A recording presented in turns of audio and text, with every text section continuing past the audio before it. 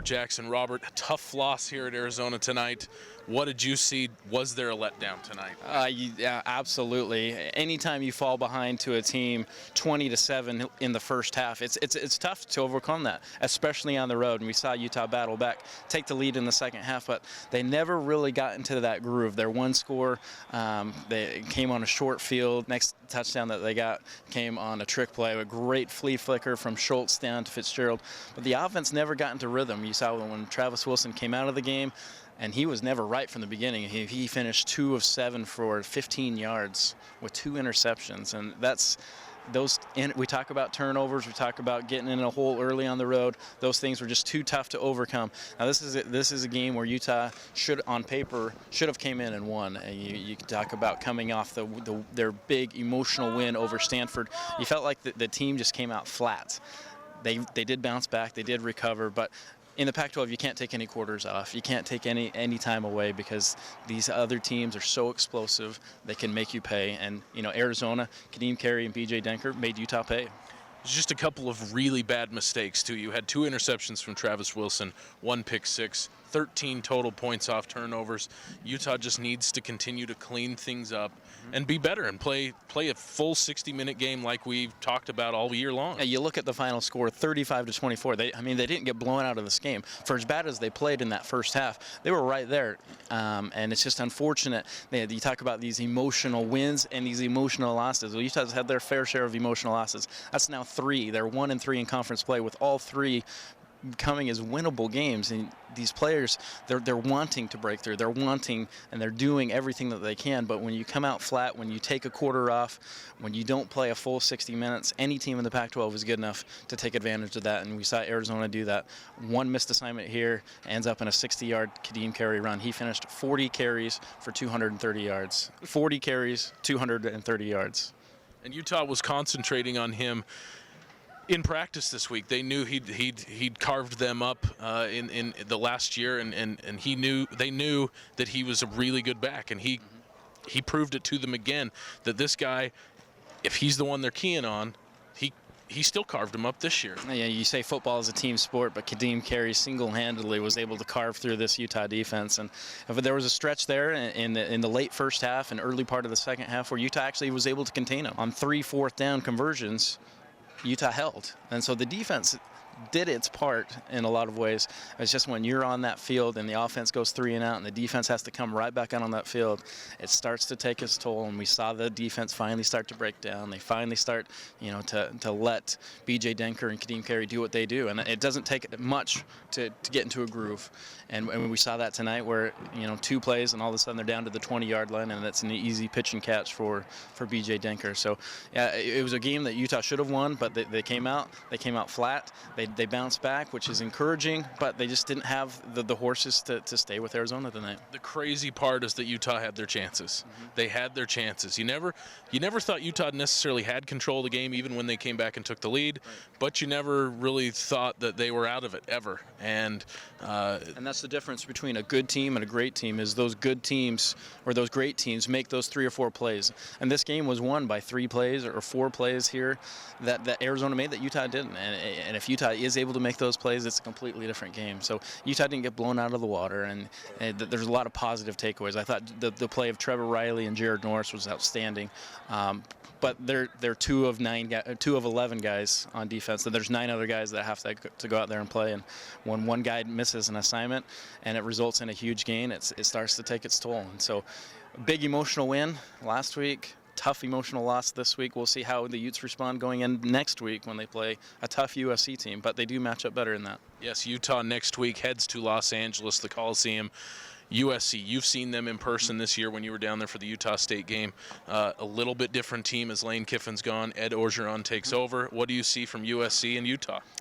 USC is going to be a run-first team, and you see Trey Madden and Silas Redd getting the majority of their carries, but this actually fits into Utah's favor. They're a very physical team where Utah proves that they're willing to take a punch. They don't match up quite as well against speed option teams like we saw tonight with Arizona. I mean, anytime you let one running back rush for over 200 yards, obviously they're exploiting a weakness on your part. USC is going to bring a lot of pro-style offense sets. Cody Kessler, I believe, got dinged up in this game. Well, we'll check on that and let you guys know for sure. But Max Wittick may be getting the start.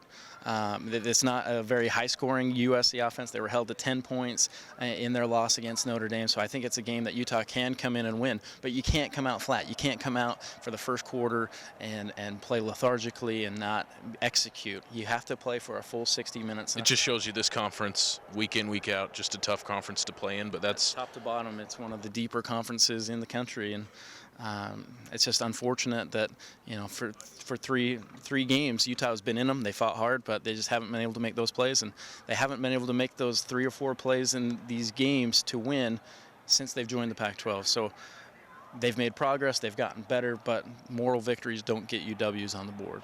next week up for the Utes. They travel to Los Angeles against USC. For the highlights tonight against Arizona, we go to the voice of the Utes, Bill Riley.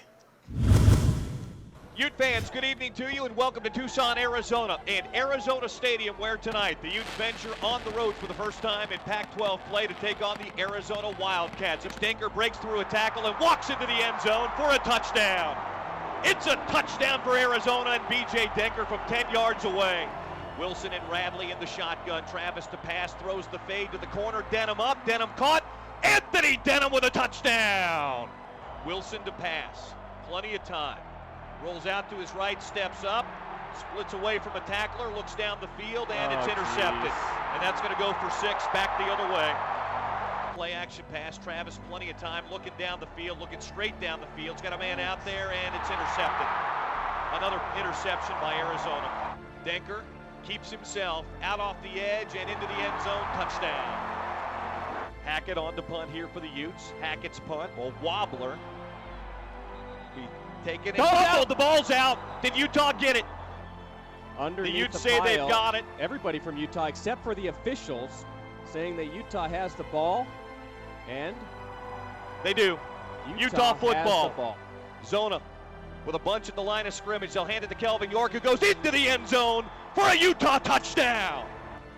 Flea flicker. Shows wide plenty open. of time. Fitzgerald down the middle. Sean's out there, a grab to the 5, to the end zone. Touchdown! Touchdown! Utah going to bring the pressure. Denker rolls out to his left, looking to the end zone, fires to the end zone, caught. Touchdown! Touchdown, Arizona! B.J. Denker rolls out to the left again, looking to the end zone again, going to cut it back in and walk it into the end zone. 2-point conversion, good. Murray motions out, now takes it on the counter, and he'll go straight ahead. Ball's out! Ball's out! Utah's got it! Utah's got it! Utah football! Utah's got it at the 38-yard line. Carey into daylight. Carey's going to score. 20, 10, 5, touchdown.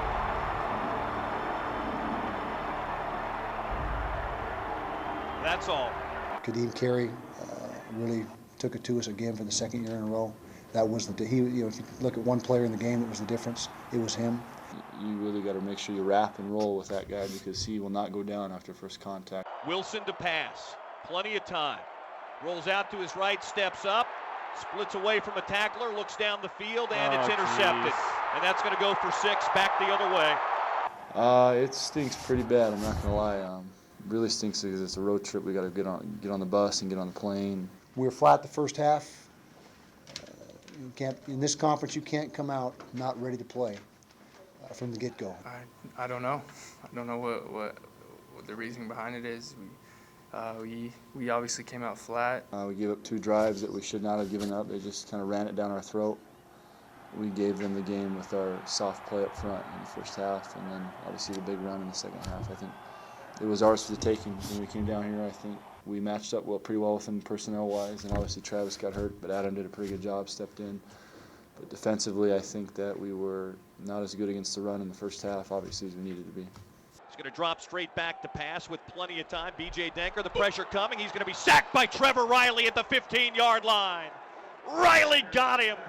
A 5-yard loss, and the Utah defense makes another huge stand. Our attitude in the second half defensively, it made a big difference, and I think going forward against a great team and great program like SC, it's going to be the big difference is attitude throughout the whole game. So we need to come out with a fire we came out with in the second half and match that for 60 minutes instead of just 30. I mean, I expect nothing less than this team just, we're just pulling together. We've done it. We did it throughout summer. We did it through spring. And, we worked too hard to do anything other than that. Gets a block from Wilson, and what a block it was!